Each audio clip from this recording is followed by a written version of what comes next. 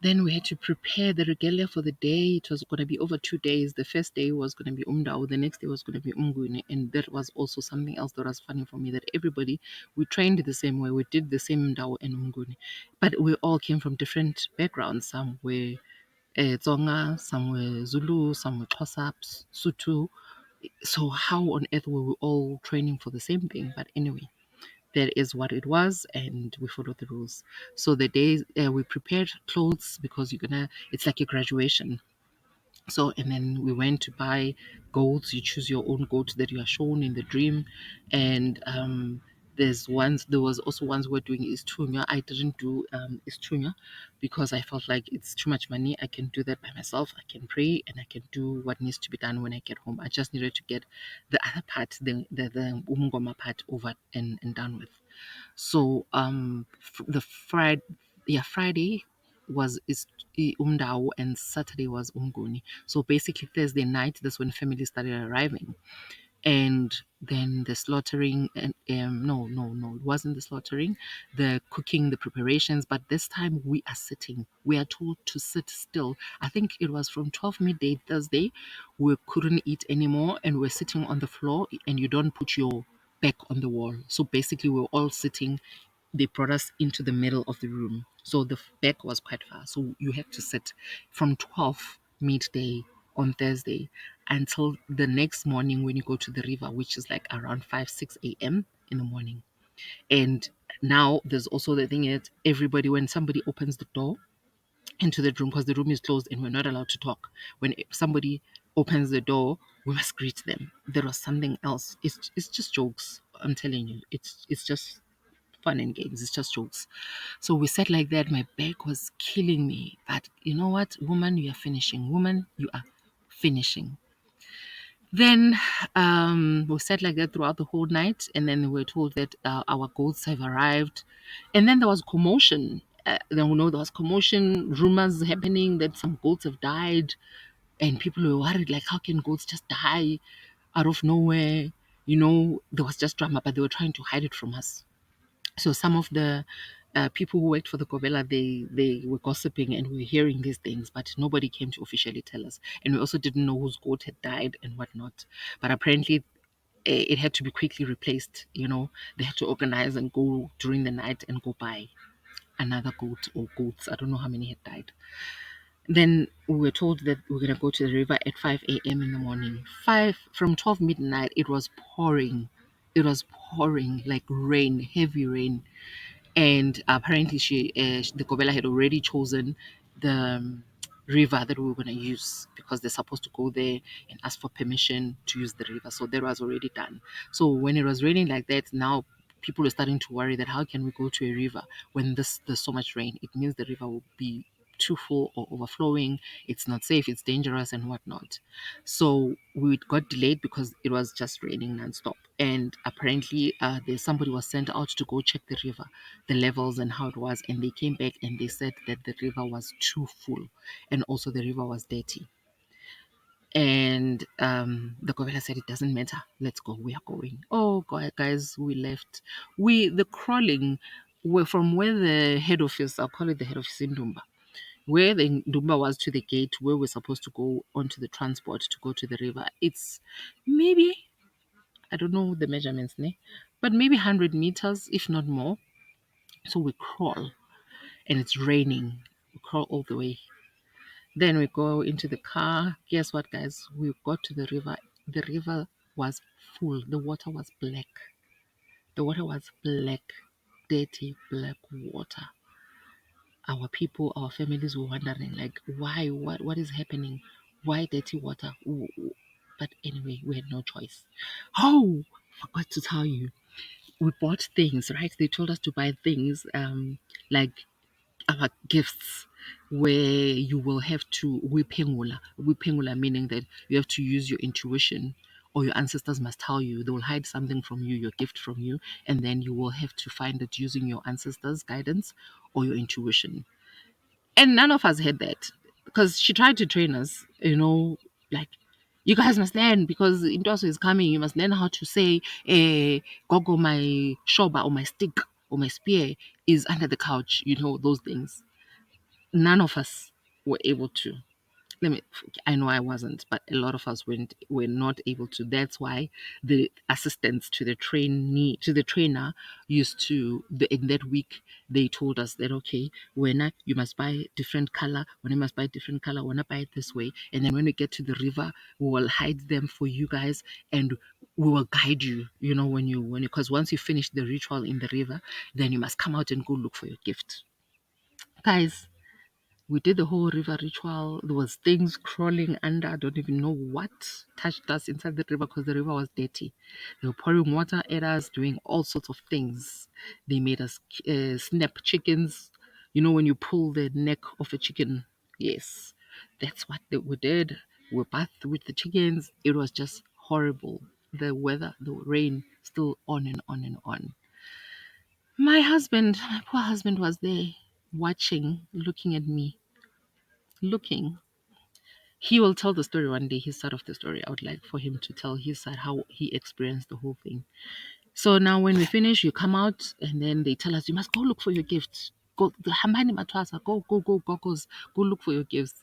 And the assistants, because our families are watching, the assistants are there around us and they'll give us hints like, oh, like, they'll look to the left or look to the right and just give you a hint like, oh, I can see it or I can't see it.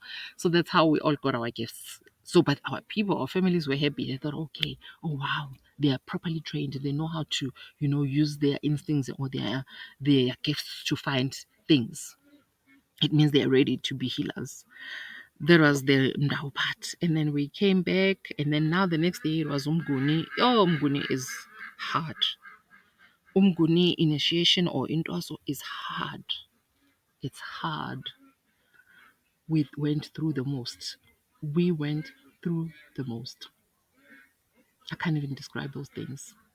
I can't. I remember towards the end because they were making us purge and purge and purge. For every you go back inside, they prepare the purging water, you come back, you do a ritual, and then they make you purge. You go back inside, you come back, you do the ritual, they make you purge. Oh my gosh, I was so tired of purging. I remember asking one of the assistants that, are we done purging? I can't anymore. I'm so weak. I cannot. And she said, yeah, we are done. And the next thing they called us out for another one. I was so angry with her. I even confronted her afterwards. I said, but guy, I did ask you. At least if you had told me, I was going to be mentally prepared to like know that, okay, there's still more. But anyway, Umguni is something else. I don't even want to go into the details, but the gist of it is that you carry your goat on your back and they slaughter it while you're carrying it. And then when it bleeds, you're supposed to drink the blood. And then when you finish drinking the blood, you have to purge as fast as possible because the blood can be poison. It can't stay inside you for too long because it can freeze. So now, as soon as you drink, they take you now. You must rush to go and purge again with a 20-liter bucket. I was so done with purging. And then I think the last two, no, the last one. It was the last one that we were gonna do, but I didn't know that time that it was the last one. Now they send us back into Indumba. They are preparing the last one. The next thing, my stomach started turning. Oh my gosh, my stomach was cramping. I felt like I'm gonna vomit and everything. Now they are hitting the drums for us to come out. I'm like, how on earth am I going to come out? And I'm always at the back because I was the last one to come in. So they call us, we come, they are crawling. By the time I'm halfway, I'm like, no, I'm going to throw up in front of everybody. No, I'm going to like mess myself up because my stomach was turning. So I called one lady. I said, I can't, I need to go to the bathroom. And she said, but you can't, you're in the middle. I said, but I can't. What must I do? Call the Gobela. So she called the Gobela. The Gobela was told and she said, let her go, let her go. I went to the bathroom, guys. What's strange was as soon as I got to that bathroom, nothing came out. I couldn't vomit.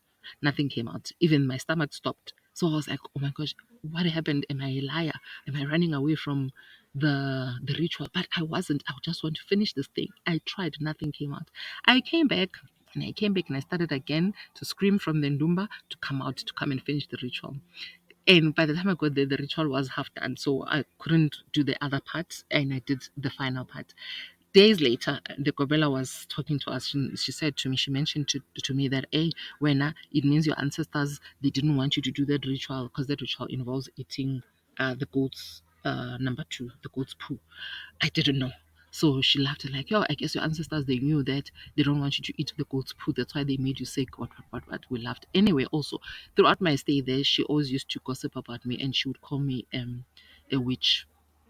I walked in two on two occasions where I walked in, like I found them talking about me, saying that I'm a witch because it feels like they can't touch me. And one time she told me to my face, like, "Oh, you're a witch. You're a witch. Uh, Even it means maybe because of your marital ancestors, you're a witch." Because I guess my husband's from Nigeria, it made me a witch. But anyway, I realized afterwards that they tried to do things to me which they couldn't. So the only explanation they could come up with is that I was a witch. So yeah, I was called a witch many, many times when I was there. So yeah, we did imguni. Then by the time we finished, because throughout the stay there, you don't eat meat. We only eat veggies. Basically, we eat pap and cabbage, or pap and pumpkin or potatoes. So we never ate. So through this week, everybody was planning, like, oh my gosh, when we finish in also the Sunday, we're gonna drink alcohol. We're going to eat the best food, KFC. We're gonna order this and that and that. Everybody's happy and planning. Guess what? As soon as the day finished, I think my husband left around 5 p.m. By the time he left, I was already sick. I was so sick. I didn't know what is happening to me. My body was so weak. I was shaking. I was feeling like lost and dehydrated. So I just slept. They had a party. Have you ever slept where there's music and alcohol and people screaming, but you were gone? I was gone like that. Gone. Didn't hear nothing. The next morning, everybody was hungover, papalazed. And they were like, "Oh, when how could you sleep? We're eating, we're doing this and that." I was just still sick. And you don't leave immediately. There's something they call ubonga impande. You have to stay for, I think, another week. Ubonga impande. So I couldn't even leave, or go home or do anything. And I was done. Like I was done. I didn't want to be there anymore. So even my husband thought I was going back home with him, and I had to explain that no, we have to do ubonga impande, like to thank them for the training. So that takes a week.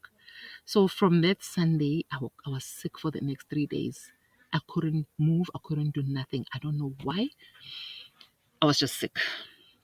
And also the Gobela, she also took a holiday because apparently she takes a holiday every time after she finishes in Dwaso.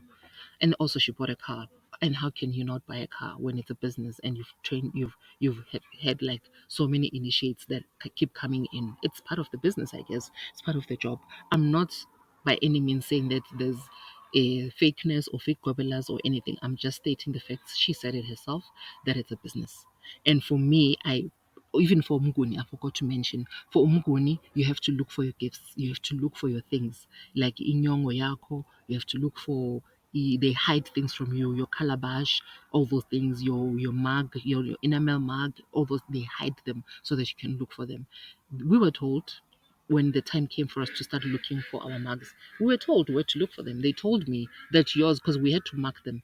They told all of us, we're all in the same room. So they would tell you, hey, when I go river, your things will hide this on your auntie, will hide this on your husband, will hide this under this table. So we all knew so that we must look good, and the Kobela must also look good, like as if she trained us and we know how to find things, in Emoyeni, in the spiritual world. So for me, there was never real training. I'd never even touched bones. And yeah, it is what it is. So for that week, we were still there, but it's going in that week, oh, Sangomas can drink, guys. Sangomas can drink.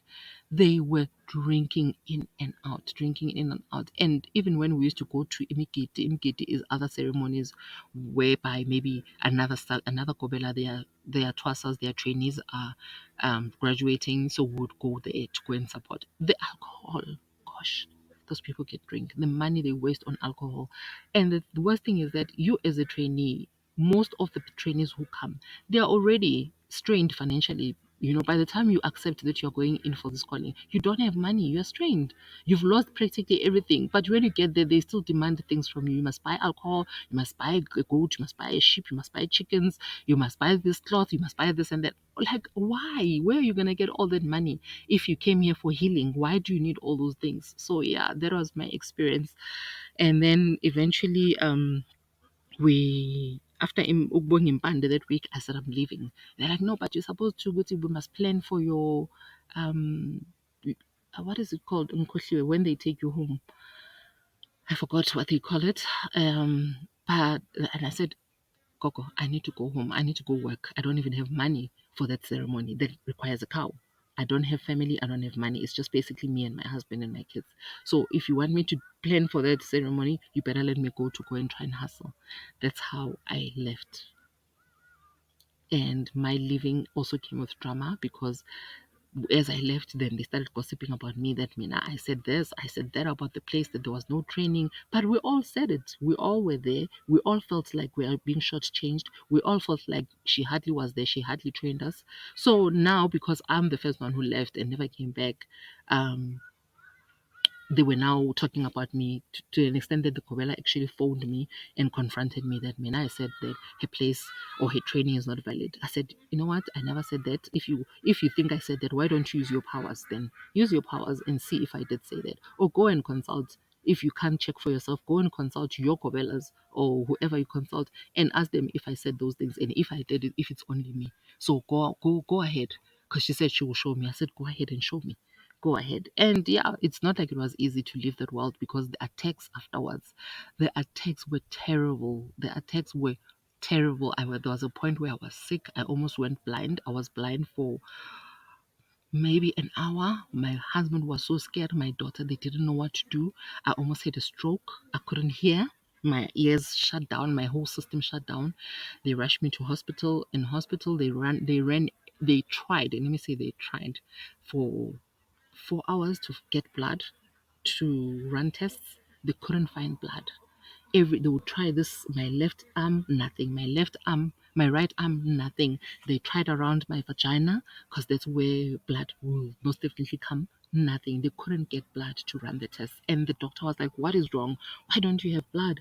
And that was one of the things that was shocking. But I knew that there was a battle because also when I got home, I just prayed and pattered and I told my ancestors that you took me there, there was no change. Instead, things are worse. Then I'm done. I took everything, I bent it. I made a big fire and I had a bonfire and bent everything that I came back with from that place. So then the hospital thing, I was sick and they couldn't find out. They finally eventually managed to get a small amount of blood, which they ran tests. The test came back and there was nothing wrong with me. There was nothing wrong with me. And eventually my hearing came back. My eyesight was back by then, and I was told that I almost had a stroke. But they couldn't like figure out what exactly was wrong with me. So when I went home, my husband had already been shown a herb, in his visions. He was shown a herb that he could use. That's why I always say, for me, I'm not saying everything that is African, that has to do with African healing, is evil. No, I use herbs up to today because it's nature. God gave us these trees, God gave us these plants to use before things were turned into capsules or pills or vaccines. We used herbs, and these vaccines and capsules and pills, they come from herbs. So I don't have anything against herbalists, amagela, because that is something that is, you learn that. Or also, if maybe there was someone in your bloodline, in your lineage, in your ancestors, your forefathers who had that gift, they can teach you through dreams that, okay, mix this and that, you can heal this, you can heal that.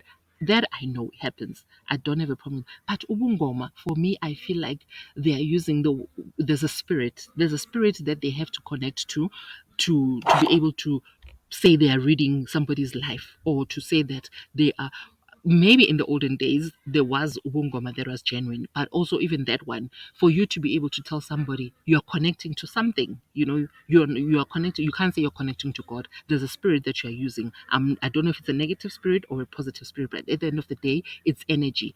So they connect to that energy, and that energy gives them information on the patient who's there. Like, this patient is sick like this, and needs this. It's an energy, so they connect to that. And I don't know if I was comfortable to be able to knowingly know that they're connecting to some energy, and I want to be part of that, because I don't want to be part of any agreement that may affect my children in the future. And it's also part of the reason why I pushed so hard to go to do the training, no matter what it took, because I was like, I need to close this thing down. It needs to end with me. It cannot go on for my children. I don't want tomorrow when I'm gone, then my children will be told, which you need to go for training because your mother this and that didn't finish this and that. I was like, no, I need to close this chapter. So those were part of the reasons why I forced to go and do that so-called training. But there was so many lessons from that. There's so many lessons. And like I said, for me, I am not religious at all. I'm not religious at all. I couldn't fit into religion because it put me inside a box. And that box, I never understood it. I tried every corner of that box. It never worked for me. So I'm not a religious person and I'm not against religion at all. And I'm also not a traditional person and I'm also not against tradition. I feel now I know that I'm spiritual. I take a bit from each and every spirituality that is out there. What works for me, if there's something that works for me in Buddhism that I understand, that helps me, I take it and I use it. If it works, it works. Like, not use it in a sense like rituals or whatever. No, if there's like a lesson, like, how to how to be kind, how to treat people, how to function, how to vibrate higher. Those things, meditation, those things, I take them. I learn from everything else. The same way they say the man called Jesus Christ, Yeshua, he learned from others. He went at the age of 12. He disappeared. They say he went into Egypt. Yes, he went into Egypt. What was he doing between the age of 12 until he came back at the age of 32? He was learning. He was learning from the African healing or mystics. He also went to India. He learned from India. He went to China. He also learned from there. So there's nothing wrong with taking different aspects of spirituality and putting them together to vibrate higher, to help yourself, to help other people. But for me, Ubungoma, with the experience that I had, and also before even going into the training, the consulting, it's like everybody, it's always the same thing. It's either they tell you that your ancestors are fighting over you, umbango, or they tell you that somebody's bewitching you, or they tell you that you need to go for training, or yeah, it's either you have a financial problem and somebody's bewitching you, or your husband or wife is cheating on you, or your in-laws don't like you, or you have to train. They always speak about the same thing. I don't remember ever going to a reading or a consultation where I was told that no, everything is okay, sissy. Yeah, no, your life is good. Just continue doing what you are doing. No, I don't remember that happening. Even when things were okay, when I used to go with my mom, I remember I told you my mom used to consult. I used to go with her. My mom and I were very close. I would go with her and I would sit next to her when she's consulting. They would still say something about me, something that when you don't believe in anything, you need to slaughter, you need to do Thanksgiving, you need to do this and that. And I don't have anything against Thanksgiving, but my question is, when you slaughter now that I've grown, when you slaughter and you speak to that animal, who are you dedicating the animal to? When you're saying you're doing Thanksgiving, which spirit are you dedicating that animal to? I don't understand, because I know my ancestors and I know where they are. They are there, they are watching over me, they are guiding me, they are protecting me. But how are they gonna demand for things when they've gone? How can they demand for me to do things for them when they have left? I don't believe it's my ancestors. I don't. I believe that it's these energies, these low vibrating energies that are hanging around. One day I'll have a full conversation about these dimensions and all these Anunnakis, the fallen angels, the watchers, the Elohims, all those things. It's a chat. It's a topic for another day. But for me, ever since I've started going through this whole journey, and I always say to my husband that I'm happy that I went through everything I went through in Twaso. I'm happy I went through it because I can speak of my experience of what happened, and tomorrow nobody can come and tell any of my children that they need to go and Twasa, because I know the ins and outs. I know that that thing is not there, especially in my family. So yeah, let me. There's so many parts already to this podcast, and I would like. There's so much more that I can speak about. If there is more, you can please just write your questions in the comment section. I would answer as many questions as you would like, and I can explain much more. But just not to make this thing long, very long, I would summarize and say that, guys, try as much as possible to believe in your own gifts in your own intuition. We all have gifts. We all come here with a purpose. What you need to be is aligned with your purpose. What you need to be is to be able to key into your higher self. Hear your higher self, because that energy can never lead you astray. Know how to communicate with your higher self, know where you come from, know your history. Because if you know your history, no Sangoma will tell you that you need to go and twasa. Because you know your history, you know that no, where I come from, they never did these things. I've never seen them do these things. And even if they did, were they really informed? Because we need to remember, colonization is a real thing in Africa. We were colonized. And another thing, we need to remember also that apartheid, particularly here in South Africa, affected us. So now all of us were like, no, we want to go back to our roots. We want to go back to our roots. But what are our roots? What exactly are these roots that we say we are going back to? Are they truly our roots, or are we just rebelling against religion because it came with the white men? Are we just rebelling because it came with colonization? Good and well, let's rebel. Let's find who we are. Find what works for you.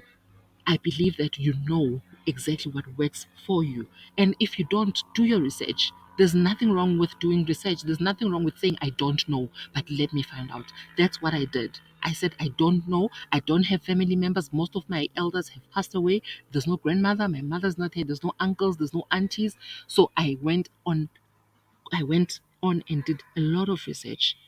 And this is why today I can confidently say I know that Ubungoma for me and my family, there's nothing like that in our bloodline. There's nothing like that in my life. And it will never tomorrow be any issue when it comes to my children. I love my ancestors. I am here because of them. Their blood runs in me. Their sacrifices are what has put me to where I am right this moment, being able to have access to the internet, have access to live in a farm. They fought, they sacrificed, and wherever they are, I am their wildest dream. I'm making them proud because why? I'm keying into nature. I'm keen into finding out who I am, what works for me, and also sifting bad energy and good energy. We need to learn that low vibrational entities are there. They are there. And they use fear, they use scare tactics to get us to submit to them, to get us to agree to do things that are against our wills. You end up not even knowing who you are.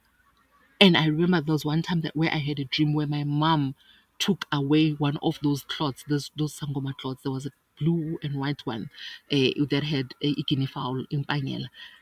In that vision, we were standing in a circle about to pray, and I wrapped myself with that cloth, ipailelo, and my mom came from behind me. She removed it forcefully from me, and she gave me a beautiful Louis Vuitton chiffon. Louis Vuitton, sana. She gave me a beautiful Louis Vuitton chiffon and she gave it to me. And guess what? That's how I remember my mother. She always used to buy me, she always made sure when she buys me something, it's expensive, it's quality, it's proper, it's good looking. That's why up to today, I still have a lot of things that she bought for me. So that was confirmation for me that she was saying to me, what is this, my child? Remove this thing. This is who you are. You are not this. You're not this person who's supposed to crawl for other people. For crying out loud, even when I pray to God, I don't go and crawl on my knees. That's another story. Because why are we crawling? Why are we on our knees for other human beings? I don't understand that. Why? That's why one day we need to talk about these so called chosen ones, the chosen bloodlines. They live among us. Why do you think all 8 billion of us around the world, we are ruled by the top 1%, not even 1%, 100 families. They make the rules, we follow them. Because why? They have the so called special bloodline. So one day we'll delve into that. There's a lot that I would like to share on this channel, and hopefully it will help. And if it helps one person, I'm happy with that because I received help also through these research, the videos, YouTube, everywhere, reading. I read a lot of books about ancient civilizations to find spirituality, to understand where we come from,